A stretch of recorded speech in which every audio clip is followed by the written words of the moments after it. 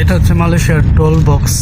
আর মালয়েশিয়ার প্রত্যেকটা টোল বক্সে হচ্ছে ট্যাক্স দিতে হয়। আর এখানে সিস্টেমটা হচ্ছে এই গাড়িতে, মানে আমি যে গাড়িতে আছি এই গাড়িতে একটা ডিটেক্টর আছে, যেটা হচ্ছে 1 সেকেন্ডও ওয়েট করতে হয় না। আর যেটা হচ্ছে টোল বক্সে এসে অনেক সময় দেখা গেছে মানে ওয়েট করা লাগে।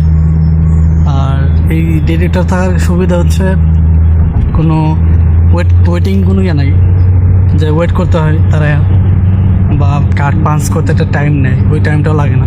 যেটা হচ্ছে খুব ফাস্ট এখান থেকে মুভ করা যায়। সো এই হচ্ছে বিষয় আর কি। তো সব দিক থেকে মানে রোড গার্ডের অবস্থা অনেকটাই মানে উন্নত এবং ভালো আমার কাছে মনে হচ্ছে আর কি। আর আমাদের বাংলাদেশে যেটা হয় এটা হচ্ছে ছোট ছোট যানবাহনের কারণে হয়তো বা ট্রাফিকগুলা বা জ্যামগুলা খুব বেশি একটা হয়।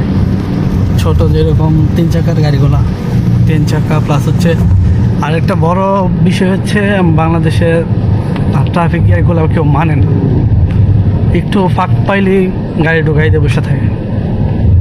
তো এখানে দেখা গেছে একজনের পর একজন সিরিয়াল, এখানে সবাই সিরিয়াল মেনটেন করে, কেউ আগে পিছিয়ে যাওয়ার জন্য এত তাড়াহুড়া করে না, বা একজন আরেকজনের মানে কম্পিটিশন করে না এই জায়গায়। আর লাইনগুলো হচ্ছে 2 লাইন, একটাতে যায় একটাতে আসে, এটা হচ্ছে সুবিধা এখানে। খুব উন্নত মানে রাস্তাগুলো খুব ভালো মজবুত করে রাস্তা করা, আমাদের মতো ভাঙাচোরা রাস্তা না। তারপরে হচ্ছে প্রত্যেকটা জায়গায় ফ্লাইওভার, তো আমাদের বাংলাদেশে এখন ফ্লাইওভার করছে অনেকটাই।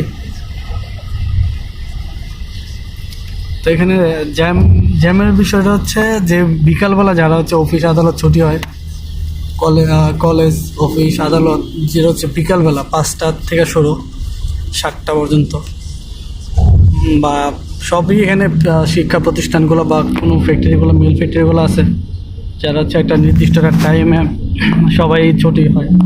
আর ওই টাইমটাই শুধুমাত্র একটু জ্যাম হয়, আর বাকি সময়গুলোতে এতটা জ্যামও হয় না। আর এখানে ট্রাফিক যেটা হচ্ছে ট্রাফিকের সিগন্যাল, এখানে কোনো মানুষ নাই। ট্রাফিকের সিগন্যালে কখনো কোনো মানুষ আমি দেখি নাই এখন পর্যন্ত।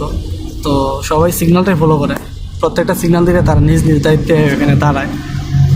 2 মিনিট 5 মিনিট যে কোনো মিনিট সিগন্যাল থাকে সেরকমই সবাই ধৈর্য ধরে দাঁড়াই থাকে, ফলো করে। আর এই ফলো করার কারণেই এখানে নিয়ম শৃঙ্খলাগুলো সবগুলা ভালো থাকে আর কি, মানে সবাই চলাচল করতে কোনো সমস্যা হয় না, খুব কমই হয়। আর মালয়েশিয়ার রাস্তাঘাটগুলো খুব সুন্দর, দেখার মতো রাস্তাঘাট। তবে আমাদের বাংলাদেশেও এখন অনেকটাই হয়েছে, যতটুকু করতে পারছে অনেক ভালোই কিছু হয়েছে। আমি কোনো পক্ষপাতিত্ব করতেছি না, তবে রাস্তাঘাট আগে থেকে অনেক ভালো হয়েছে।